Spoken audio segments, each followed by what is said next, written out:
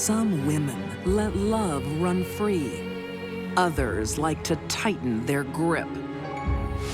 A jilted lover wants the ultimate revenge. She's doing everything she can to hurt him. A military woman goes to war.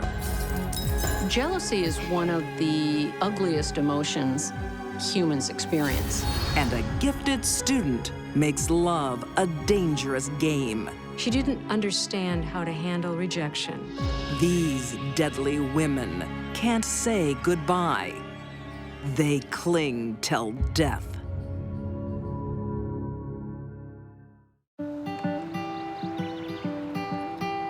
In the middle-class suburbs of Denver, Colorado, a portrait of family happiness. Oh, be careful. 28-year-old Darcy Matlock seems to have it all.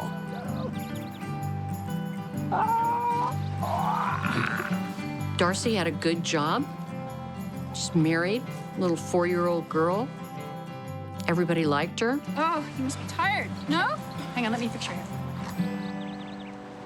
Don't forget I'm working late tomorrow. And she had what many people thought was a stable marriage. Been working long hours lately. I know it. Hey, you want to swing? But Darcy is spending far too much time at the office. Her job provides extra benefits. Something was happening at the office. Darcy was having an affair with a young man named Ron. The fact that she was involved in the extramarital affair, I think, showed some issues with her personality. Okay, guys, that's me for the day. So, you all have a great night, and I'll see you tomorrow. Good night. Night, boss. See you guys tomorrow.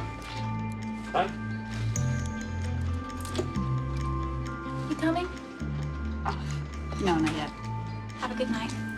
You too. Good night.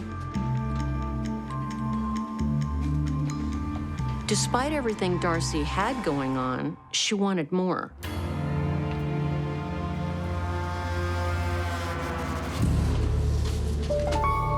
What happens in the office doesn't stay in the office. Once Darcy started the affair, everyone in the office knew it.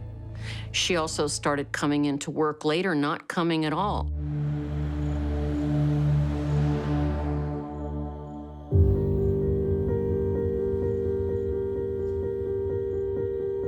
Before long, her husband hears all about Darcy's affair.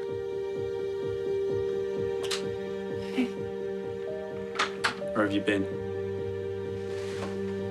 Just out with a girlfriend. Stop the lies.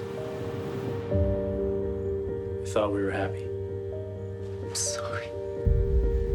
Darcy's life started to unravel. Not only does her husband leave her, he takes their daughter with him. The killer for her was that she lost custody of her daughter. Her stability was lost by her husband leaving her, taking her child. That's a tremendous loss for anyone, even though she brought it on herself.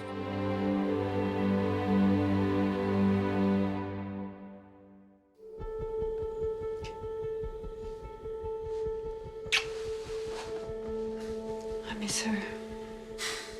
You'll see her. Darcy seeks comfort in the arms of her new lover, Ron Griffin. Well, you've got me. She moved in with her boyfriend, Ron. But she was very depressed about losing her marriage. But her live-in lover isn't always the comfort she needs. I don't think Ron was very happy, and things disintegrated in that relationship. You are so funny. No, really, like I did exactly the same thing last weekend. Darcy reveals her true colors. All of them dark. Were you hurt? Oh, no, no, I'm fine. Excuse me.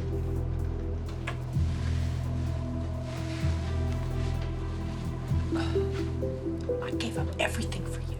Darcy's literally falling apart. She's your type.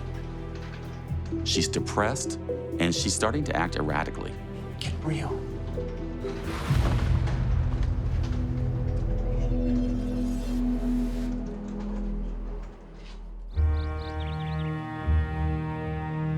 The cheater now fears she's being cheated on. Where are we going? I'm meeting the boys. Without me? Darcy blew up her own life, I do everything with you. but that wasn't enough. She began to go after Ron. I'm going. What? You're not going anywhere. I am. But her tantrums don't bring Ron to heal. They drive him away. Trouble with Darcy was just a drip, drip, drip. She lost her husband, she lost her child, and now she's lost her boyfriend.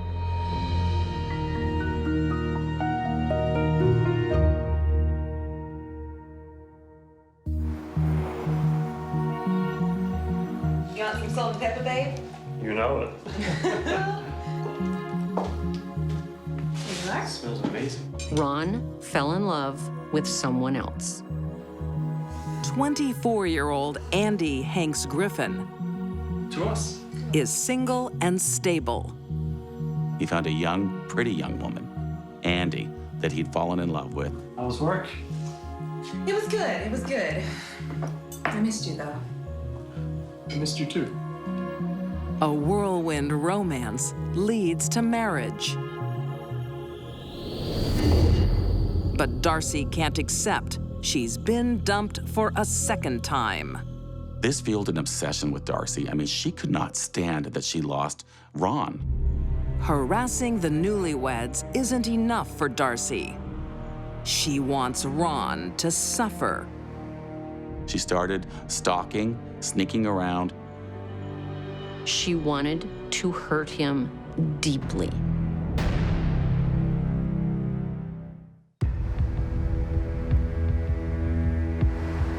Denver, Colorado, 1993. Darcy Matlock's office affair costs her her marriage and daughter, and now her lover. But she's not taking it quietly. Darcy had been claiming to everybody that Ron was abusing her, I didn't touch her. She's mad.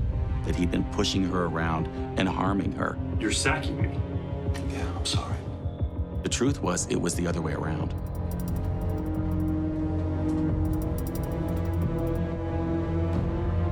But that wasn't enough. She wanted much more.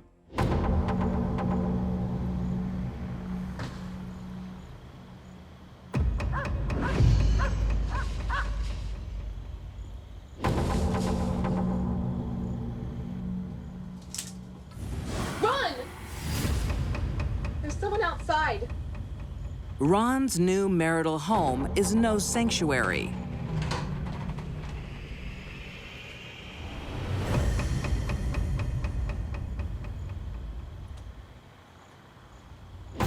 She's doing everything she can to hurt him, to get him back for leaving her.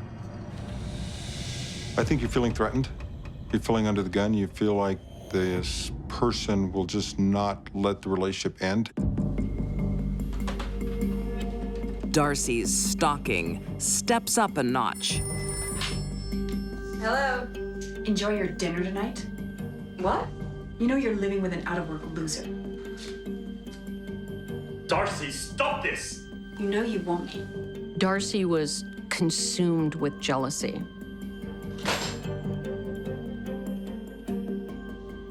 Desperate to protect themselves, Ron and Andy look for a legal way out. I'm sorry. When Ron and Andy took out a restraining order on Darcy, at that point, Darcy was a pest. Yeah. Ron, it's me. I don't want to fight anymore. Can we meet? All right. But this is your last chance. Well, normally a restraining order for most people will cause them to cease and desist contact.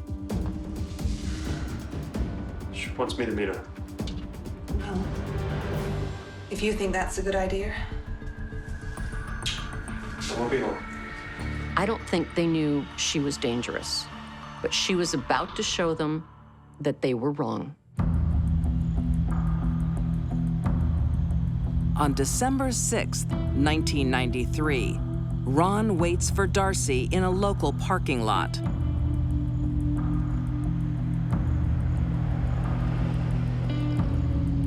But she's a no-show.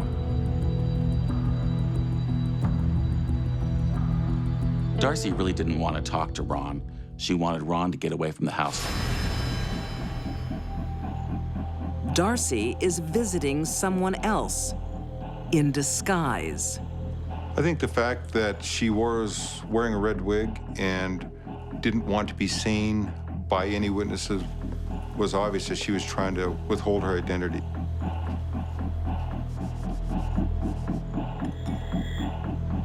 Neighbors reported seeing Darcy pacing back and forth. I think she was working up the courage to do what she wanted to do.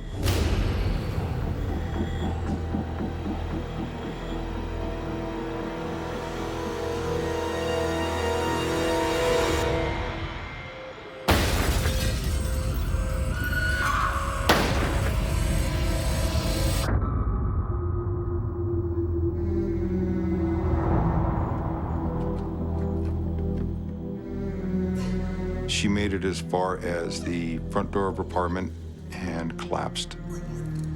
When we got there, that's where I saw her. I was laying on the ground, partially in, partially out of the apartment in the hallway. I don't believe she was breathing at that point. Most people would think killing Ron would be her ticket for revenge, but really, killing Ron just kills Ron.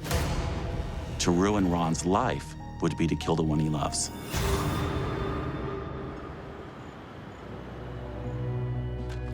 Darcy's next move is equally bizarre. She's not calling Ron to gloat. It's me.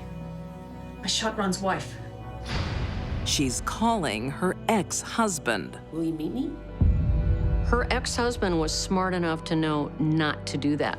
Okay, just stay there. I'll come now. Okay, hurry. Perhaps he was afraid he might be the next target. Want to report a shooting?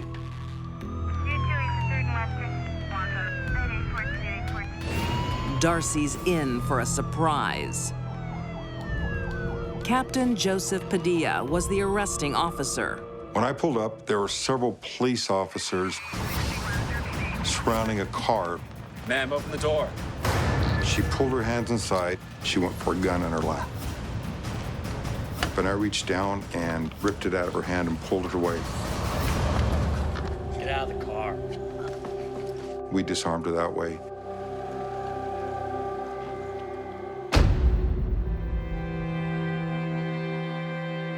Two months after Andy's murder, there is another casualty. Ron loved Andy so much, and Darcy really did ruin his life to such an extent that Ron took his own life 2 months later. To come home and find that his bride had been murdered by Darcy would certainly have been more than he could tolerate. When Darcy killed Andy, she inadvertently killed Ron as well. In 1994, Darcy Matlock is convicted of homicide and sentenced to life in prison.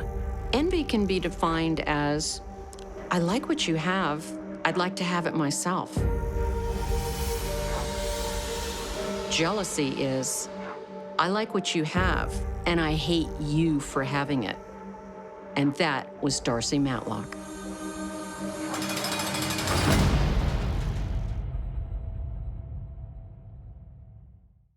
Oh, you can't say that. For some women, attraction begins when love breaks down. Yeah, definitely she's becoming a stalker.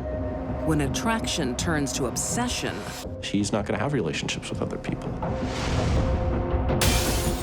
there's no way out. You should never have sex with a crazy ex.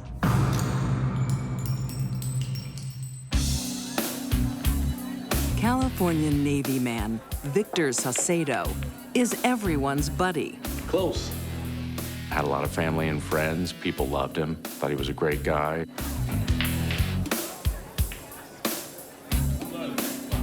Even, women that he had dating relationships with in the past, they continued friendships after they broke up. And the popular man has no trouble making new friends either, like fellow Navy recruit, 22-year-old Vegas Bray. When Vegas met Victor in the Navy, they were smitten immediately. I just watched you walk in and I couldn't help but come by you drinking. Vegas Bray was an intelligent person. Thank you. And socially, liked in a lot of ways by the people that knew her. In 2010, they join ranks, but there's someone else in the picture too.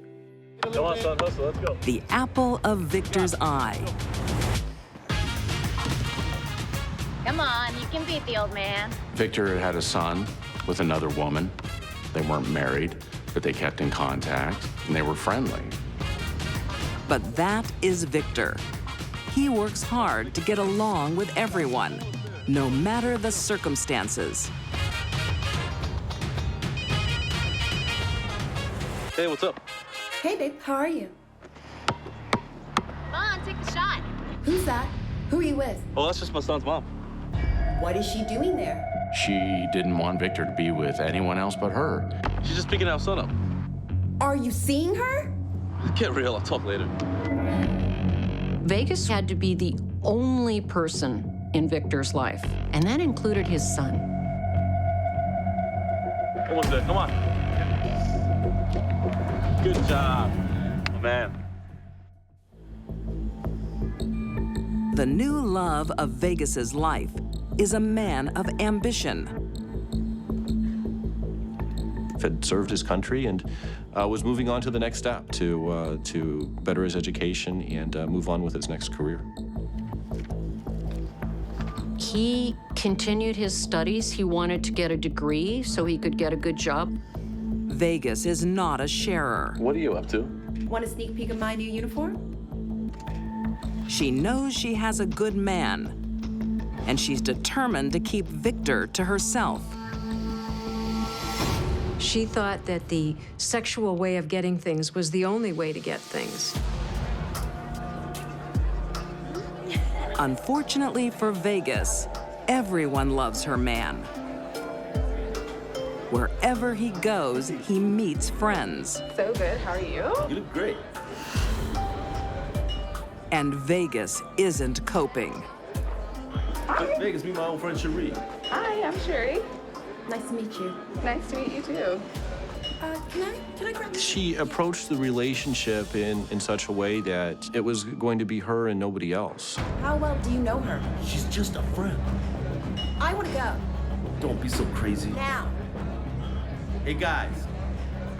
Sorry, I gotta go.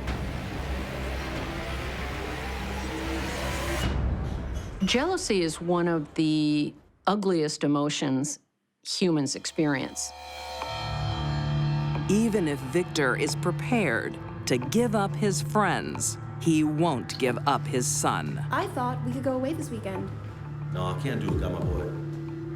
Well, I think, Victor loves his son, and so he's wanting to do whatever's best for his son, so I don't think he's going to let anything get in the way of that. But what about me? My boy comes first. You spend all your time with him. Eventually, Victor had had enough of dealing with Vega's irrational concerns and jealousy. If you can't handle it, I don't want to be with you. And he broke up with her. Don't say that. I mean it. But he didn't know who he was dealing with. –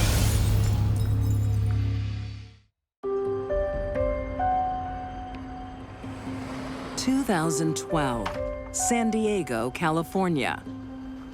Vegas Bray has been dumped by boyfriend Victor.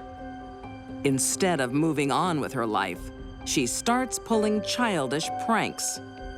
When Victor broke up with her, she acted like a recalcitrant 5-year-old who had a toy taken away from them.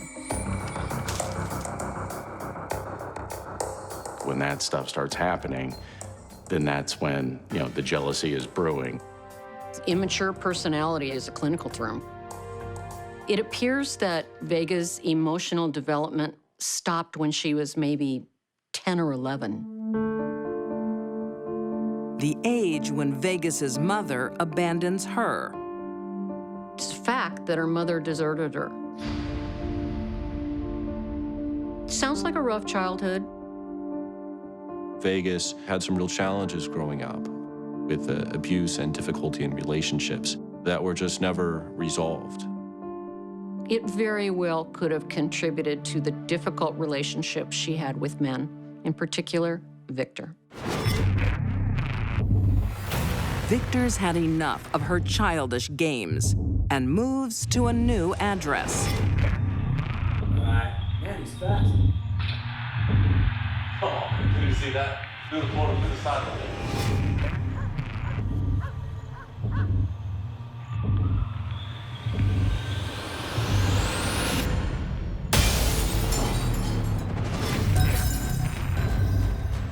Victor went so far as to actually relocate, but she found him. Stalkers always do. Man, you gotta call the cops. Victor did not want to open up confrontations with her. He was a guy who had a big heart, or he was reluctant to police intervention against her. Hey, it's me. I'm doing it tough. Can we talk? Vegas plays on Victor's good nature and offers to talk peace. Your place sounds great.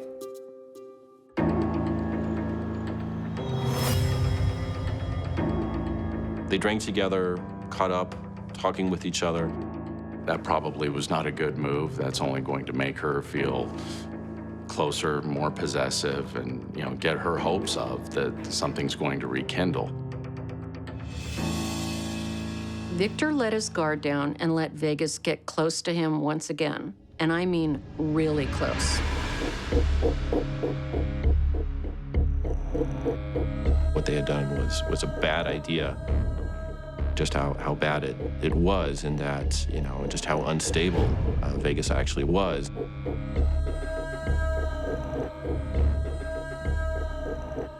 You should never have sex with a crazy ex.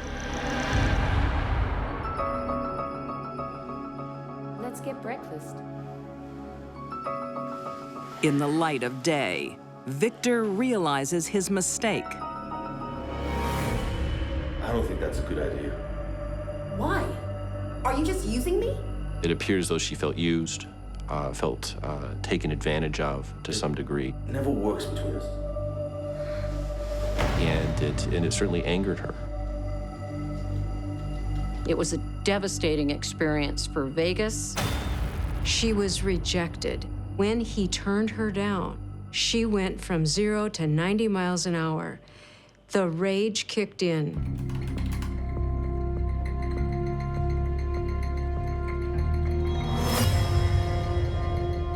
Somebody who is obsessed with you, owning a gun, is a lethal combination. There's only one reason a stalker gets a gun, and I think we know what it is. On October 16th, 2012, Vegas and Victor meet one more time. Are you gonna let me in? Yeah, of course.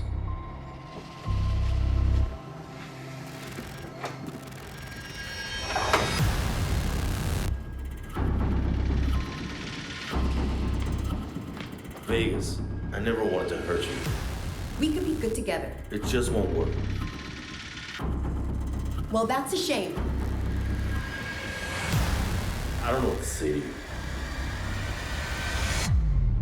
Vegas, no, don't! She surprised him. She shot him 6 times. She very coldly pointed the gun at his head and fired rapidly 3 more times. She wanted him to get the message. You can't leave me. Bang, bang, you're dead. I think when she goes to the apartment, she's made up her mind. She's got a gun, it's loaded.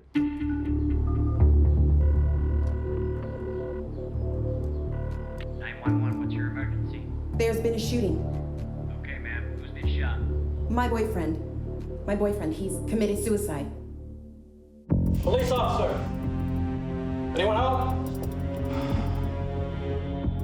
To infer or to imagine that Victor Cedo had somehow committed suicide and shot himself 9 times is just preposterous. But her childlike mind fails to see the absurdity of the statement. Vegas is arrested later that day. Any trained investigator would know this was a homicide. He died as the result of homicidal violence. But it takes 2 years for Vegas Bray to be declared mentally fit to stand trial. In 2016, she's sentenced to 50 years to life in prison for first-degree murder.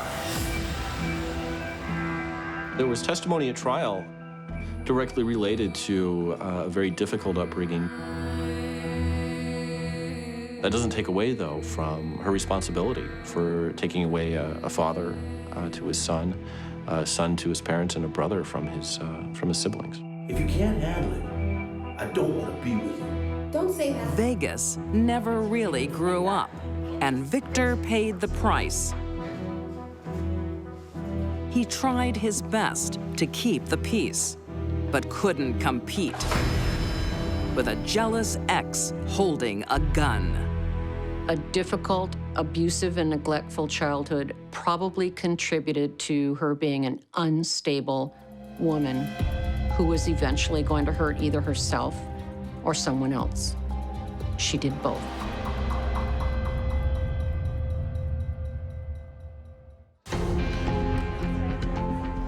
Brains and beauty. Looks, money, everything. Some women are blessed with both. There was nothing standing in the way of her future but herself. But it's not always a winning combination. She didn't understand how to handle rejection.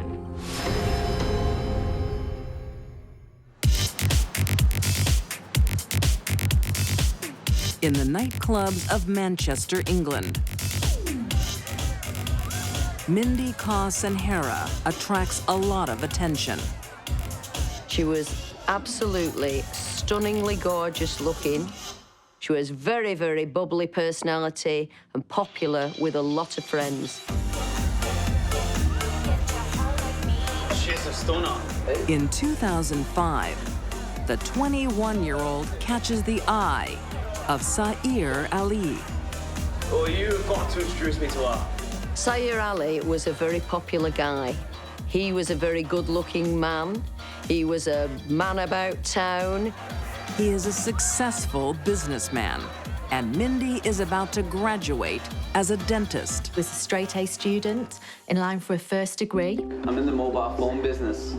What about you? And she had a top job lined up at a dental practice. How are my pearly whites? They look good to me. Mindy had everything going for her. Everything.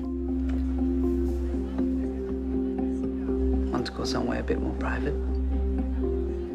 Sair oozes confidence, too. Yeah. At just 23, he's already a self-made man.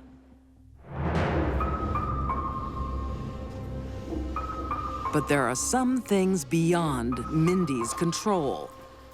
Her new relationship is a forbidden love. Sair was Muslim and Mindy was from a Sikh family. So the two religions were never going to go together, and Mindy would never be accepted by Sair's family. Please, Mindy, we've got to go. Why do we have to sneak around?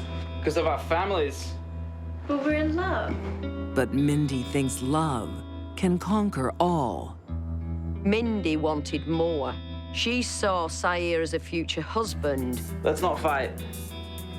Not with me going on a pilgrimage. He told Mindy he was going to Saudi Arabia for the traditional Muslim pilgrimage of Hajj.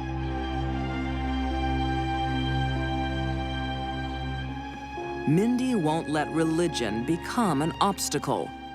She starts studying Islam. She had a copy of the Quran, and she had been seen wearing a headscarf. It was believed that she wanted to convert so that she could win Sayer over and his family over.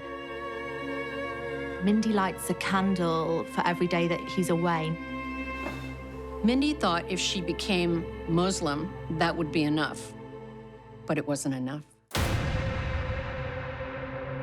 Now, he didn't actually go on the pilgrimage at all, and he never intended doing. Sayer isn't in Mecca. He is in Pakistan attending a wedding. His wedding. In the name of God, most gracious, most merciful. Sayer had been promised to his first cousin, Sana, when Sayer was 17 and Sana was younger, maybe around 7 or 9. I declare you both husband and wife. He was afraid to tell that to Mindy. And is it any wonder?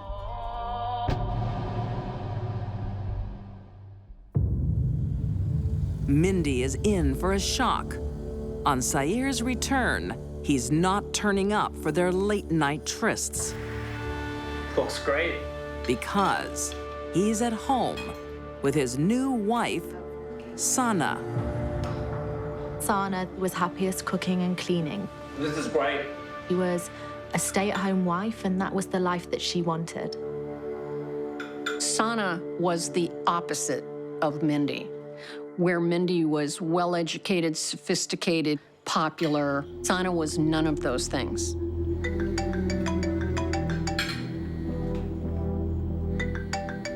Sorry, go on, take this.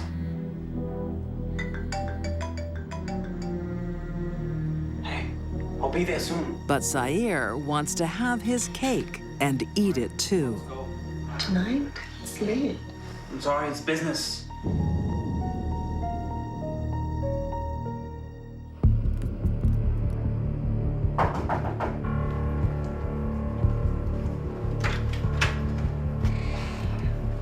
Oh, come on!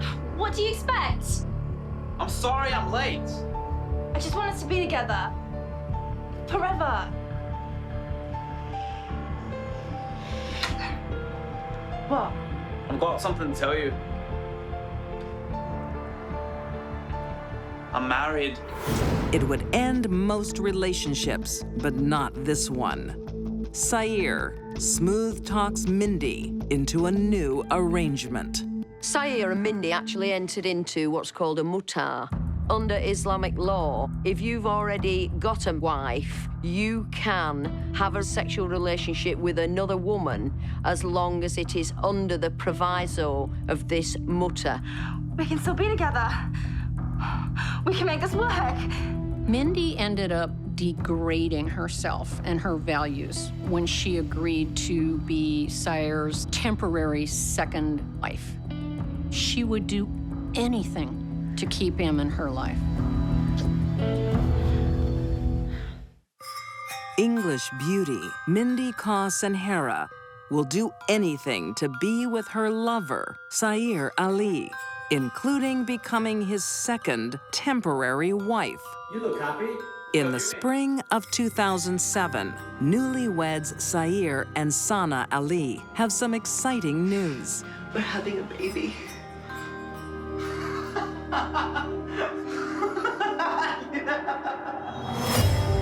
Their joy is matched by Mindy's fury. Sana's pregnant with their child, a boy. Sayer and Sana even have a name picked out for him. He's to be called Abdul. But there is already a third person in this marriage. When Mindy looked at Sana, she saw an obstacle to her own future happiness. She would ring him and text him, and she'd be on the phone ranting. Did I disturb you? Making love, were you? You make out a lot. Do you? You've got to stop calling me. She asks him regularly, did they have sex the night before? She texts and calls him, wanting to know what his movements are with his wife.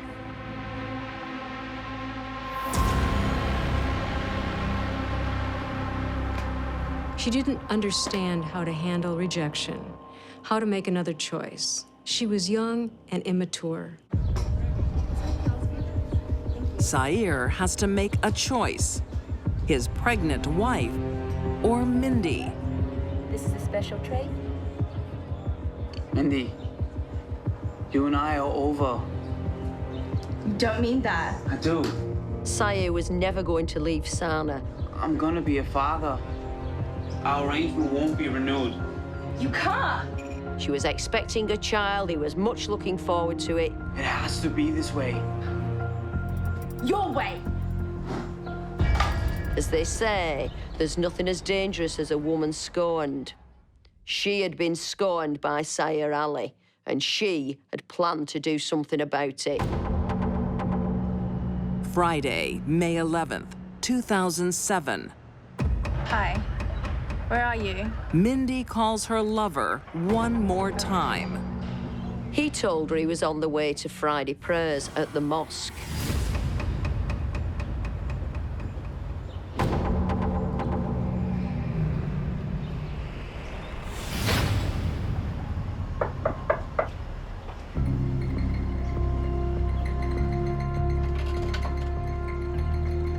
Yes, can I help you? Hi, I'm Mariam. I'm a friend of your husband's. I just wanted to congratulate you both. Oh, Miriam, how nice of you. Mindy poses as a friend of Sayer's. Thanks. Was no reason for her not to let Miriam into the house. Come in. You've got the scheming, outgoing Mindy, and you've got the quite unworldly Sana, who's naive and vulnerable, and she lets Mindy inside. The two then went upstairs and chatted. And this is the two of us right after the wedding. Sana got the albums out and was showing her wedding photographs. Family friends. Can I use your bathroom? Of course. Thanks.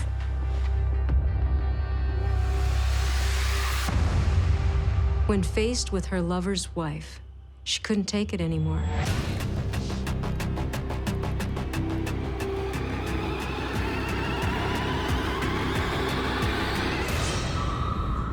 She vented all the rage she felt at him on his new young bride.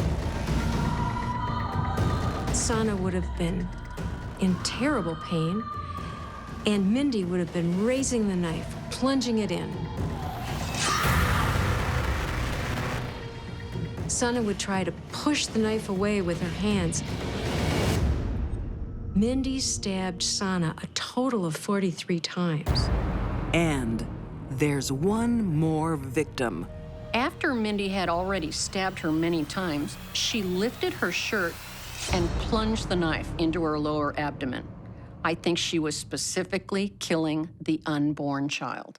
That was what gave her boyfriend, Sayer, the greatest joy, was that his new bride was pregnant. Mindy carefully cleans up. She trained as a dentist. She knew the importance of keeping things sterile, and she believed she'd plotted the perfect murder. She left the house via a kitchen window, closed the window too, thus leaving the perimeter of the house looking fully secure. With Sana out of the picture, Mindy calls her lover. He was chatting to him as normal as anything and asked, would he be happy to go on a weekend away with her? Later that day, her sister-in-law finds Sana, miraculously still alive. But neither she nor her unborn baby can be saved. She would be mortally wounded. She didn't die fast. She suffered. In a crime like this, it's routine for the husband to be a prime suspect. The police seize his phone, and that's a problem for Mindy.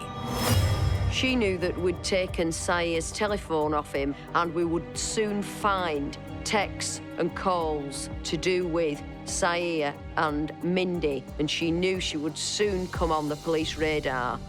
I'm friends with Sayer Lee. I believe you may want to talk to me.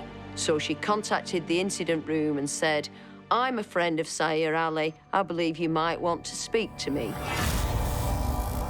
Mindy, in interview, was very cool, calm, and collective.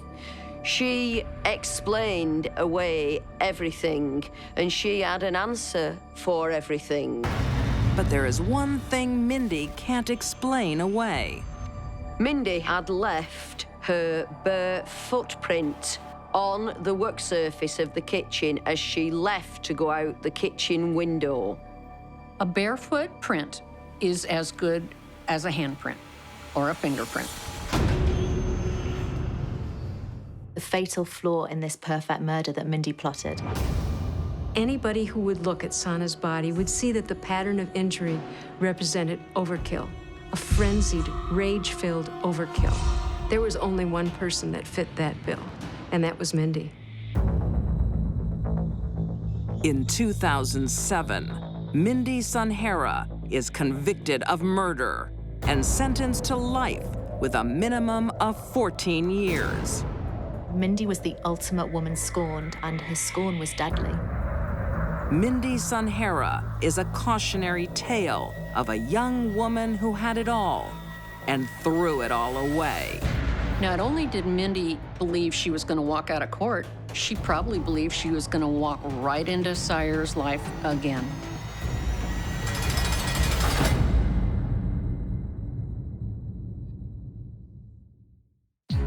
These deadly women refuse to give up their men. Darcy Matlock's office romance became a fatal obsession. Vegas Bray stepped between her lover and his son, and Mindy Sanghera's jealousy destroyed innocent lives. Instead of leaving in peace, they chose to cling till death.